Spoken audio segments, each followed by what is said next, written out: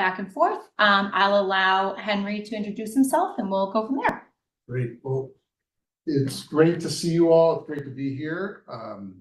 I've been here since noon and have had a lot of great meetings with different constituent groups, principals and central staff and department chairs and of variety parts of town. And I met with Jane. She might be one of her first decisions as town manager to take a walk with me instead of being in this room. So we went and walked and got to see some of the new sites, or some of the sites that are being built around this area. So my name is Henry Turner. I'm principal of Newton North High School. I've been there for 10 years. This is my second principalship. A little context is that Newton North is 2,100 students. We're one of 2 high schools in the city of 90,000 residents. I have about 400 total staff. And a little more context, I have my special ed department is about 100 staff with 3 administrators. So just a little context of the scale of the role. I have about 18 people on my admin team that I directly supervise, and the larger departments evaluate what a small to medium-sized elementary school principal would. So between 25 to 30 teachers. And it's a very dynamic city that is very focused on education. People are, it's a very expensive community, and people are trying to find, whether it's a rental or a home, specifically for the schools. And throughout my entire career, teaching in Lexington, principal in Bedford, working in Newton, I've leaned into communities that pride itself on its education. And having been in Newton North for 10 years, things were going really well. I love my job. I love my school community.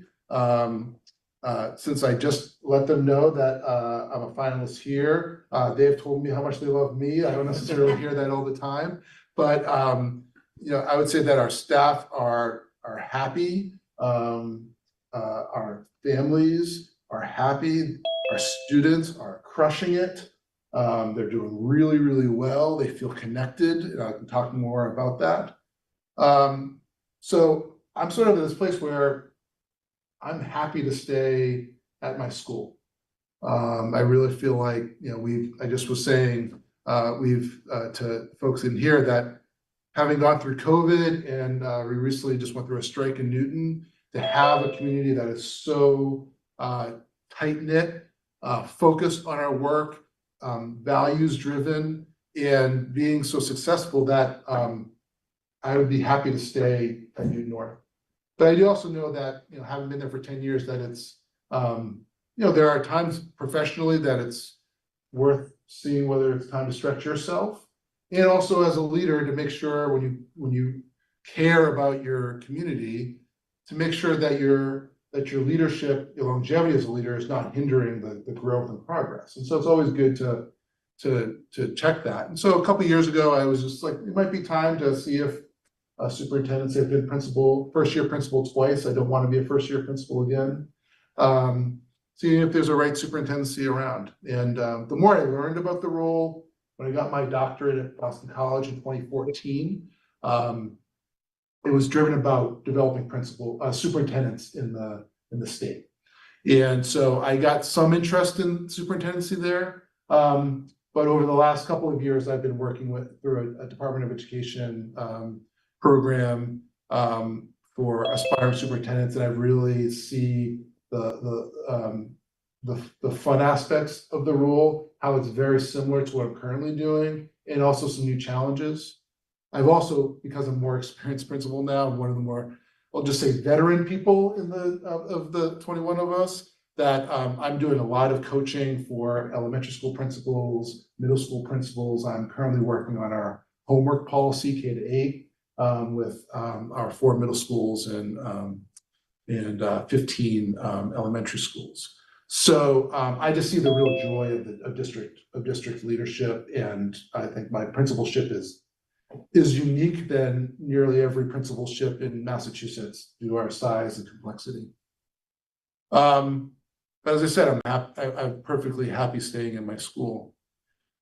I'm from Melrose, Mass, and so as I started to look for a couple of reasons, this opening was the one that attracted me.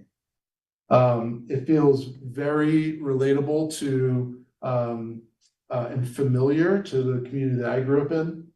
And that's one. And two is that as I've learned more about your work and the team that I met today, that this is a school system that is on the right track. You've had a very strong superintendent the last few years. You've made some important decisions. You have strong educators in the school system, and your values align with my values, and I'm happy to talk more about that. And so the more that I've learned about Reading, the more interested I've been. And as I said, I said in the first round, this is the only search that I'm a part of and the only one I'm interested in. I'm very happy to go back to my school, and there are challenges for us to keep working on, but I continue to be more and more excited about this role, particularly in that it feels very familiar.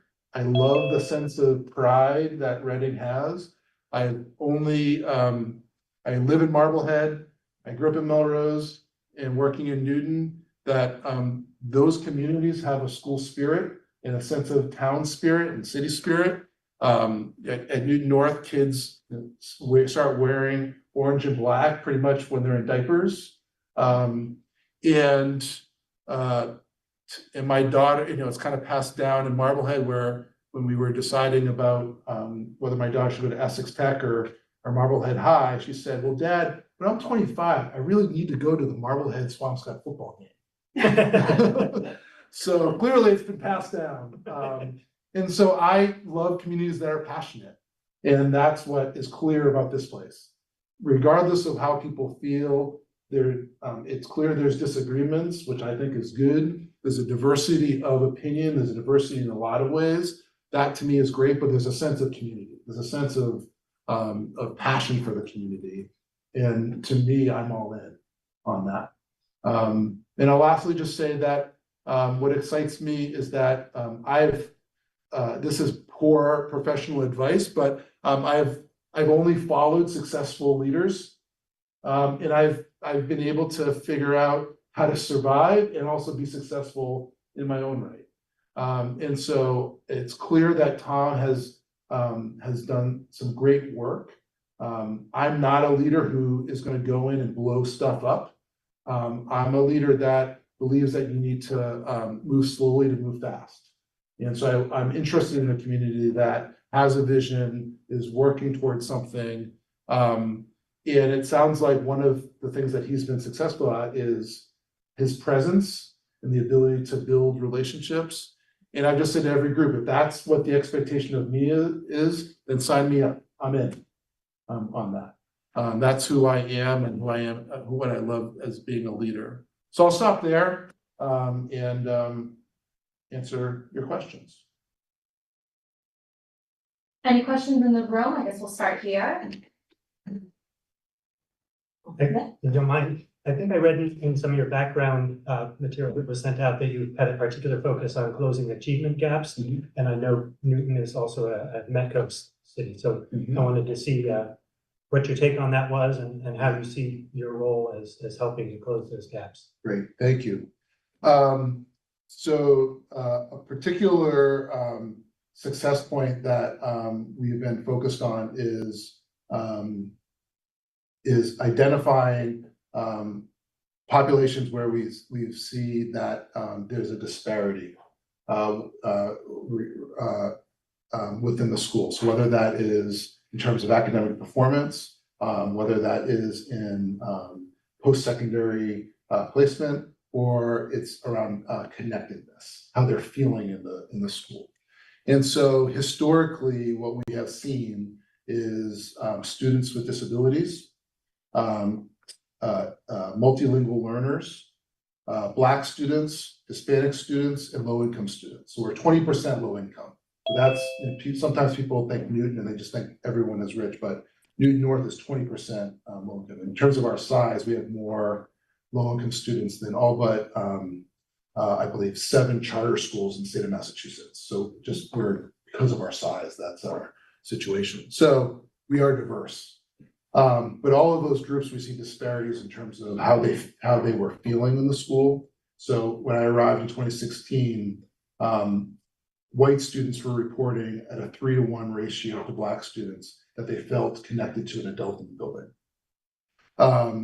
In terms of students with disabilities, we were finding that there were many students who were in sub-separate classrooms. We had students who we had disproportionality in terms of discipline, and we had students in our lowest level classes, predominantly students with disabilities. And in our honors classes, you would see, you would have students in their senior year say, this student, I have not been in the same classroom with them since 5th grade. So, and then in terms of placements, the school had always done really well, but for a certain population of students.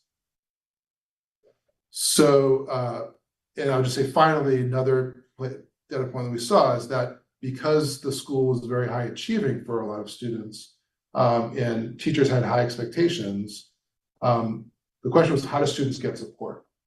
And so one of the ways in which students were getting support was through special education, even when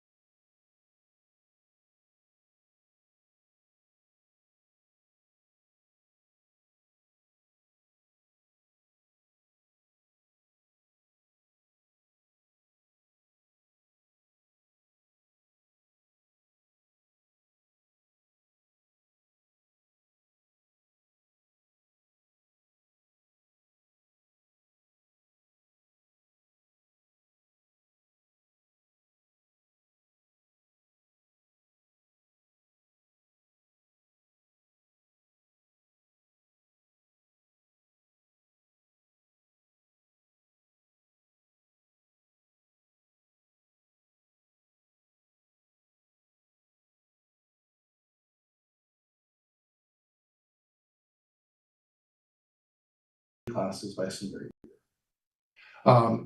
We have gone from, when I arrived, a minimum grade in order to be in honors, to teachers now having individual conversations with kids to say, what do you want to do?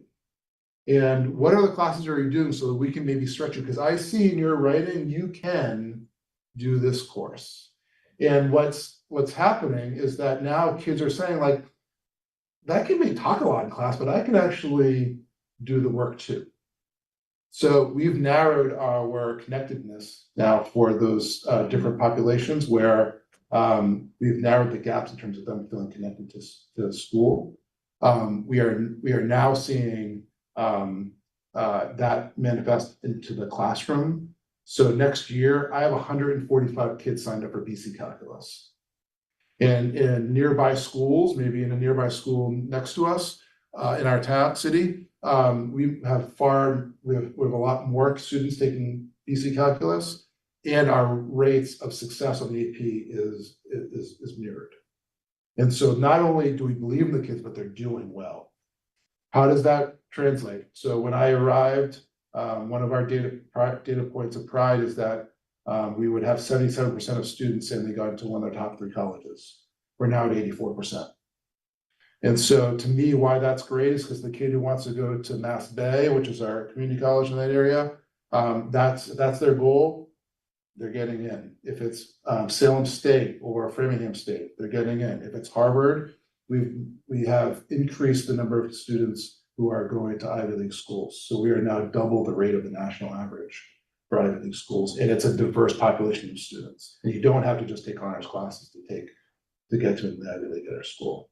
So that's like, that did not happen overnight, but my focus of it's my unwavering, and I'll just say that I've just said this with every group, and I'll say it at school committee on Tuesday, is that I am unwavering that it's about all kids.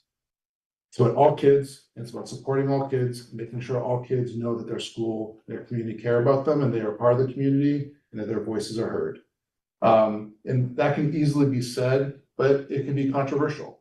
And to me, that's got to be the unwavering value of a school community that wants kids to thrive and be successful adults.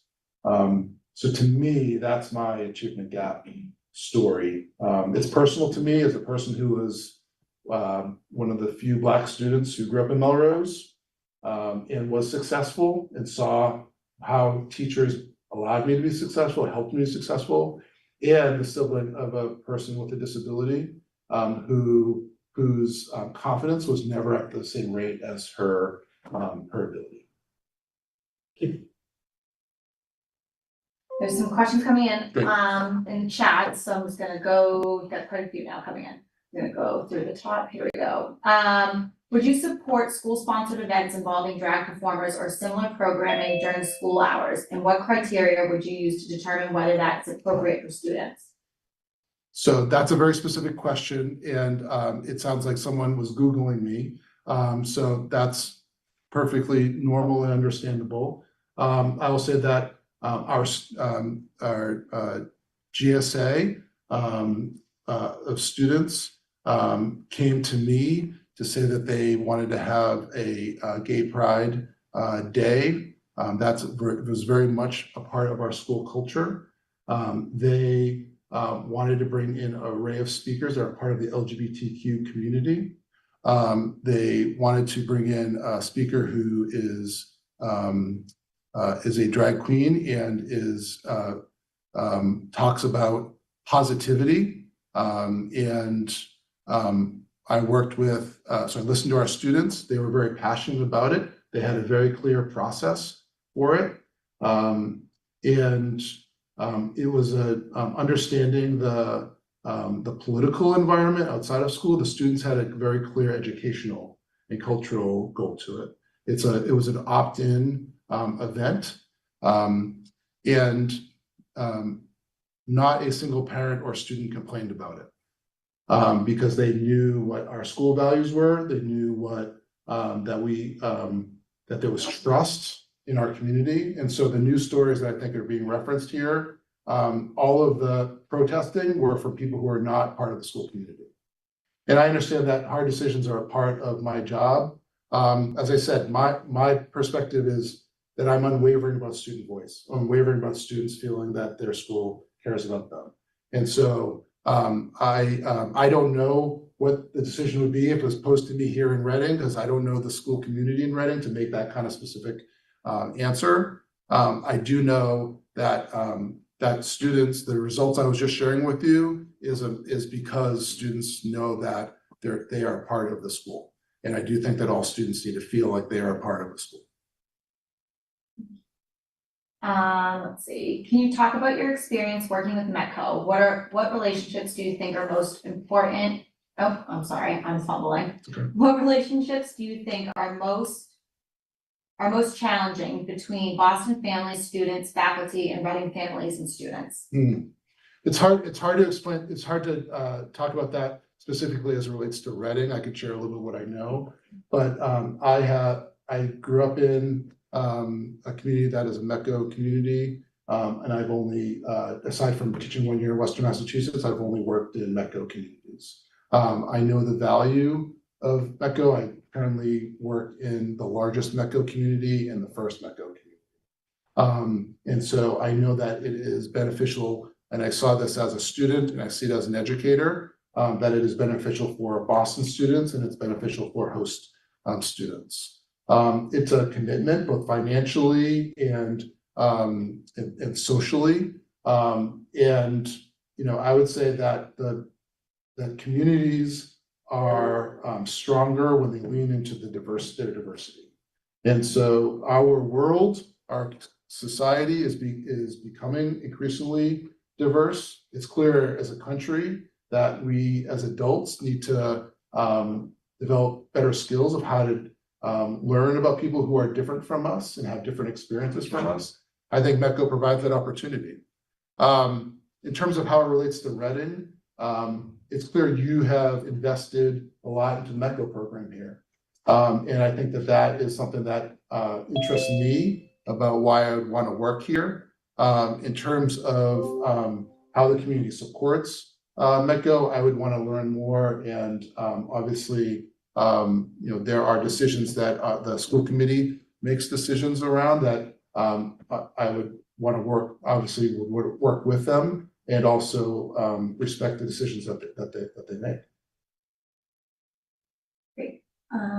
This one's a long one. Okay. You've been involved in DEI related work outside of your role as a school administrator. Can you explain the nature of that work and whether you see any potential conflicts of interest if you were to bring similar frameworks or services into the district? Mm-hmm. More specifically, what elements, if any, of your outside DEI work would you seek to implement in our schools, and how would you ensure those decisions are driven by student outcomes rather than personal or professional alignment? Thanks for that question. So I have worked with other principals in other schools, and most of that has been around coaching, and it's been I would say that's helped me better prepare myself as a superintendent to help particularly elementary school principals in navigating leadership decisions. As I've shared, is that what drove me to be an educator and what continues to drive me to be an educator is to make sure that all students feel connected and feel part of their school community. I have written a book on this work. If you read it, you will see that it's more of a leadership book than it is about solutions on how to solve societal problems. And so I do not have the solutions to address Reading societal challenges. I am interested in working in Reading because you are acknowledging that you want to grapple with those things. I do feel like I have a experience in how to be a leader to help a community learn when we disagree on things, and we can make sure we stick to our values when we make decisions. Whether that's financial or whether that is a policy-related issue or a student-related issue. And so I don't come with any solutions for you. I will say that what interests me about coming to Reading is that because you're in a very good place, that I get to learn before. And it sounds like you're making some wise decisions in terms of policy and curriculum that I want to support you on. In terms of work that I've done outside of Newton, I have not done anything outside of Newton recently, and I certainly would not do it in superintendency. Thank you. As superintendent, you can't always be everywhere or do all the work yourself. How do you plan to leverage a very experienced, knowledgeable central office team and strong group of principals? How do you stay involved, and what do you see your role as someone who leads those leaders? Yeah, so I see the superintendency as the job of the superintendent being 3 buckets. One is education, which clearly there are a lot of different roles that I would work with in terms of making those decisions. And then there is the management side, which can go from human resources to building resources. But how do we make smart decisions for the longevity of the district? And there are people who work in that role as well. And then finally, there's the community piece, which I would say the superintendent is paramount personally in being the community relations person. And I think I mentioned earlier that it's clear that that's been something that Tom has been successful at. It's something that it's clear you all are looking for. It's something that excites me, and I think is an important part of the role. I'll give a couple of examples of what I know about Reading. One is that it's clear that there's some financial questions that you're asking, and that requires community conversation. I see my role both internally and externally, working with people to help build trust proactively, to help to understand what are the needs of the school community, what are the wants and needs of and expectations of the town, so that if and when we get to harder financial decisions, that I'm able to be a strong leader and work with people on that. In terms of the question of who would I work with, my leadership style is collaborative. My principal training was a cohort model in which we worked in groups. My doctoral program similarly was a cohort model where collaboration was an expectation. It's founded on the idea that in education, you should never be making a decision about a student's future by yourself, that we should be making it together. And so whether it's with students, whether it's with families, or whether it's with community members, educators, my decision-making is collaborative. When I met with the principals, when I met with the central team, I shared that sort of what my expectation is that we are over-communicating, that we are building a foundational relationship so that we can make decisions together, so that we can feel that we can be a part of a collective and be successful in that way. And also that if an important part of my job is to be in schools, in the community, meeting a variety of different people, understanding the community, and then I've got to build trust with the people who are doing the day-to-day work in those different departments. I'm very interested in the idea that there are highly skilled people already working here. That interests me, and I think that proactive approach helps build that trust so that I can do that other part of my job. I just wanted, is So there go any questions ahead, in the I'll go room? ahead, yeah. So a little context first. So the role of superintendent involves district-wide responsibilities, budgeting, labor relations, multi-school coordination, and working closely with the school committee. So as someone coming from a principal role, and I know you talked a little bit about outside of that role, how are you preparing to take on the broader scope of superintendent responsibilities, particularly in areas like budgeting, collective bargaining, district-wide strategy, and early curriculum and student success? Great.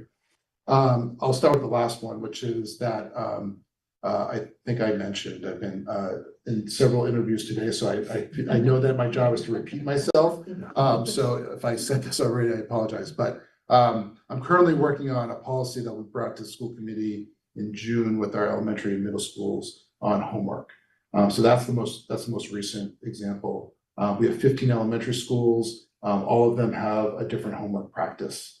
And so we have brought them together and they all want to have some coherence, because it's clear that families have a variety of questions and expectations that are different about homework. So some families believe that there's too much homework, and in elementary school, and some families believe that there's not enough homework.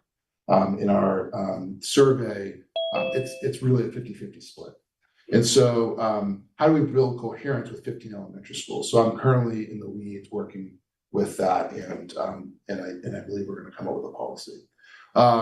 Tomorrow, when members come and meet with members of my community, you're going to meet with elementary school and middle school principals. I had without hesitation them coming, wanting to be on that committee to show that my knowledge base and my interest is beyond the high school. I've just had, and I shared that, in the places where I have consulted, it was with elementary school leaders in which I've been able to mentor, and I've been able to mentor within my school district. It's something I'm interested in.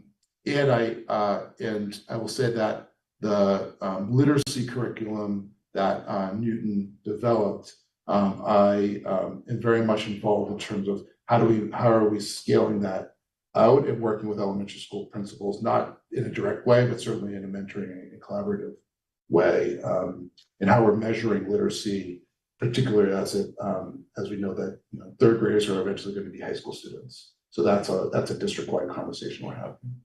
In terms of labor relations and budgeting, I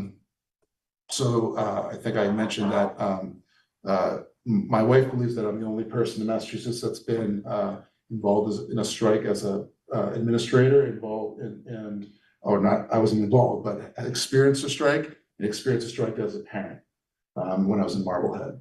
And so I understand, I have seen when labor relations are at its most extreme and what that does to a community. And despite that, I have a strong relationship with our union president. And I have very strong relationships with my union leaders with my building. And it's because that there's a lot of honest conversations. There's relationship building, you know, obviously as now in 10 years that's existed, but in year one, it really was an important priority. I'm really interested in that both the union president was a part of the search here and is what I hear is that the partnership is really collaborative and honest, and I think that's great. That's something that I value. In terms of the budgeting process, what I value, I should say I'm a part of collective bargaining. Post-strike, one of the decisions was to bring principals on the collective bargaining, so I'm now the two high school principals were invited first to be a part of the collective bargaining team. And I was very much involved in Bedford in collective bargaining because we're a smaller district, so I have experience there. In terms of budgeting, both in Bedford, I had a hands-on experience in terms of district budgeting, but have experience here in Newton. We have a very large budget, complicated budget with a lot of different department heads. And I would say one of my strengths was to be able to bring a variety of department heads who are thinking about their silo, what their own department, and getting us within a year and a half thinking about school-wide decisions. So part of our budgeting process is advocating for another department. And it has built trust, and it has built us up as a team that makes school-based decisions, not just personal decisions. And I would say that what I'm hearing about the financial forecast here in Reading is, you know, it feels immediate and that it's in a few years, but it's not tomorrow. I'm going back to my building, trying to figure out how do I cut $400,000 out of my school, and I just learned about it on Monday. So a couple of years feels like we can come up with a plan compared to having to make that decision. So now, so I feel confident in all the areas that you listed, and you know, I'm excited about the learning in the areas where you know, if there's things for me to learn. I don't know Reading. I don't know the superintendency in Reading. I feel confident that I'm prepared to be a superintendent in all facets of the job. But I'm excited to learn it here. And that's why every meeting I've had today makes me more excited about this role. All right, back in the chat, let's see here. Wait a minute. How do you build trust with parents, staff, and the broader community? So I think what I was sharing earlier is that it's a proactive approach. What the committee will also meet tomorrow are our parents, and so I can tell a little anecdote. Is that after the strike in Newton, that there was strong tension between educators and families. We had a culture where parents felt very much a part of the community. And I talked about that tiger spirit that was very much in our parents. But after the strike, there was a feeling of anger. And I will say that in Marblehead, where in Newton, not a small percentage of staff live in Newton, but in Marblehead, it's got to be somewhere around 60% of the staff live in Marblehead. And so it was personal, that tension between families and the educators. And so my goal and part of my school improvement plan the last 3 years has been to rebuild that parent trust. We have had parent educator events to help just have conversations that are not, we're talking about our kids are important, but we also, it's also important for adults to know each other.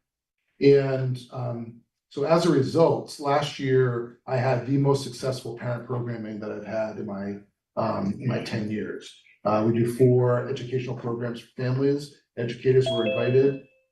We did a variety of different topics, from a book talk to having outside speakers, and it was extremely well attended. And going into, I'll just say a side note is that another part of my planned goal has been to reach out to families who are questioning private school.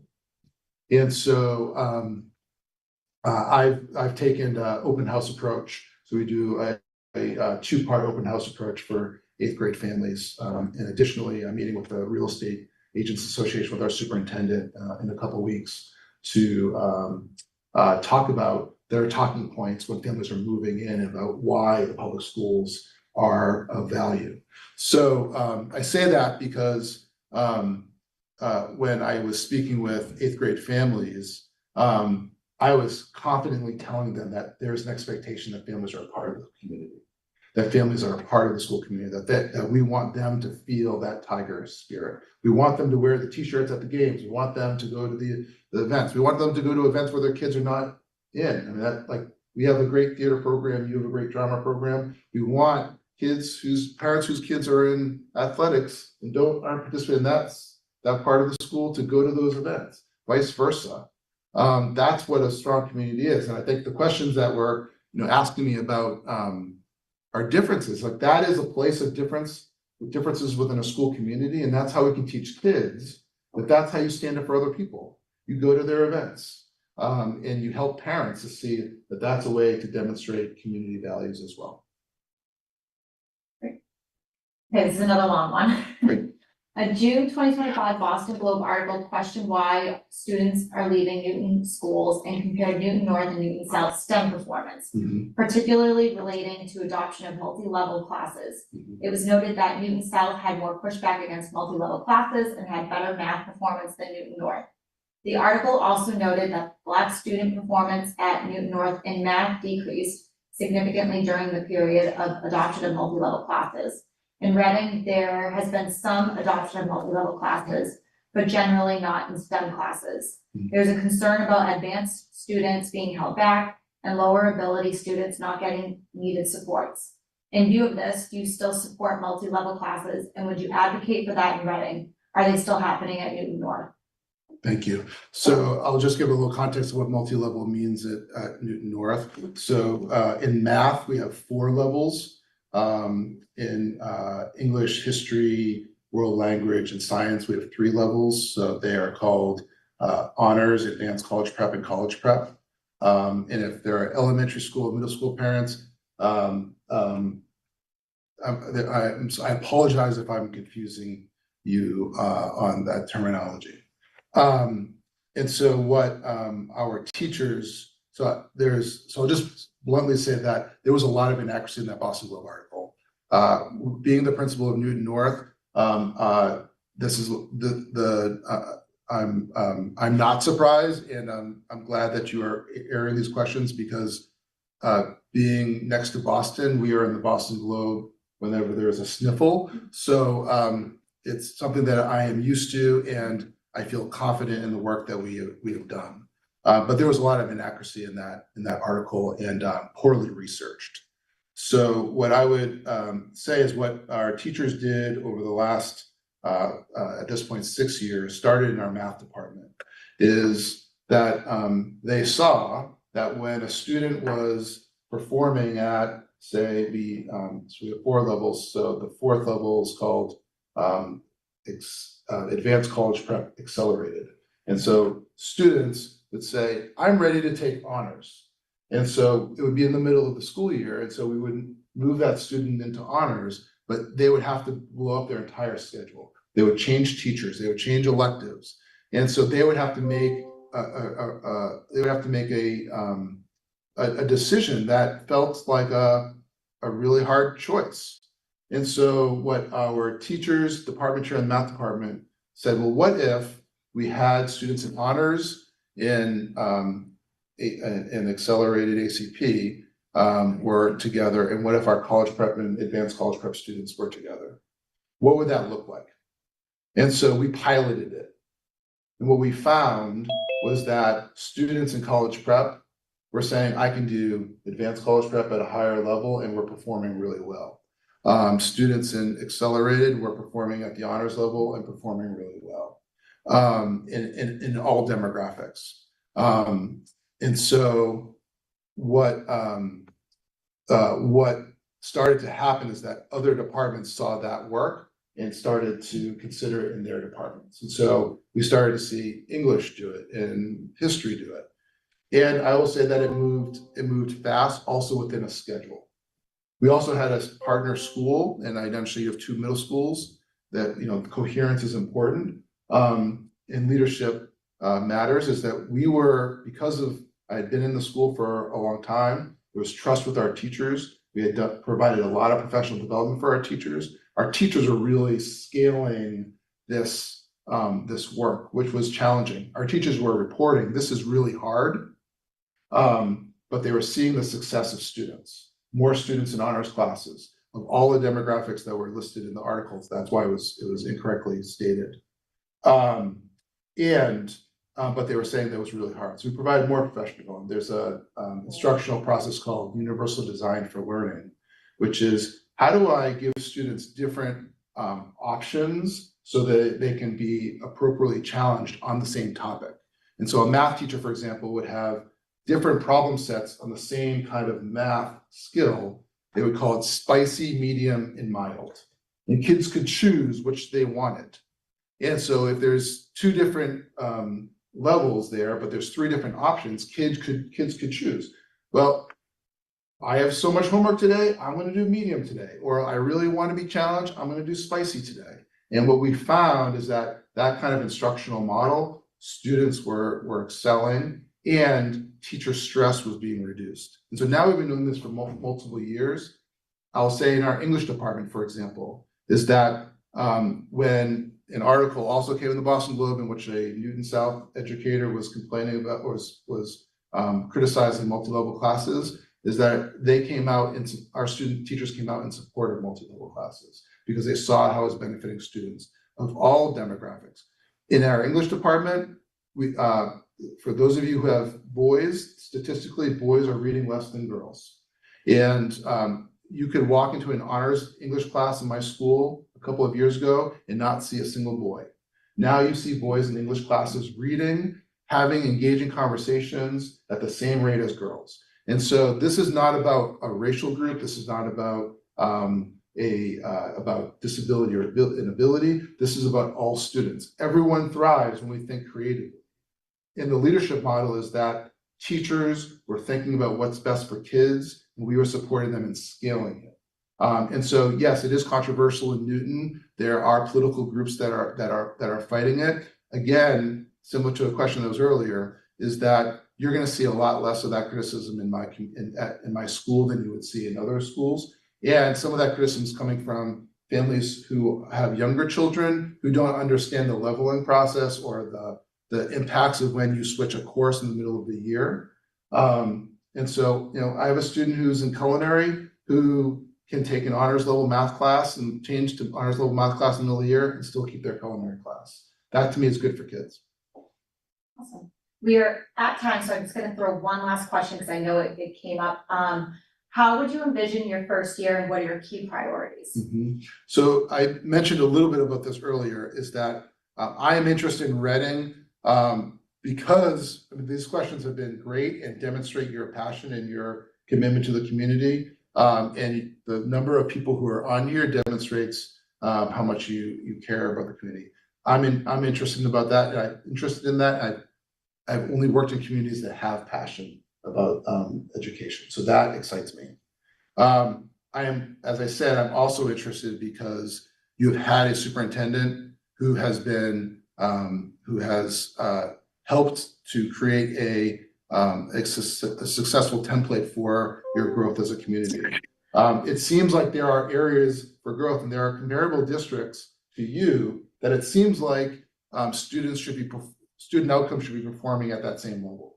And so what I would say is it's clear that some of the decisions you made, whether it's your ARC, your English, your literacy curriculum, that it's clear that some of your data is showing that students are growing, particularly at the elementary schools. And so to me, it seems like there is a good plan in place. You're coming at the end of your strategic plan. And so I would say that my goal next year is to learn the community, to get to know you all, to support educators, to continue the work they're doing, to continue the projects such as curriculum implementation, coherence at the different cross schools, coherence K through 12, and then as I go through my entry process, which is probably a year process, to help to conduct a new strategic plan process, which the community will be heavily involved in creating. And I have experience with strategic planning as well. Awesome. Do you have anything last minute words to say? It is 6:02, so we don't want to keep people too late, but.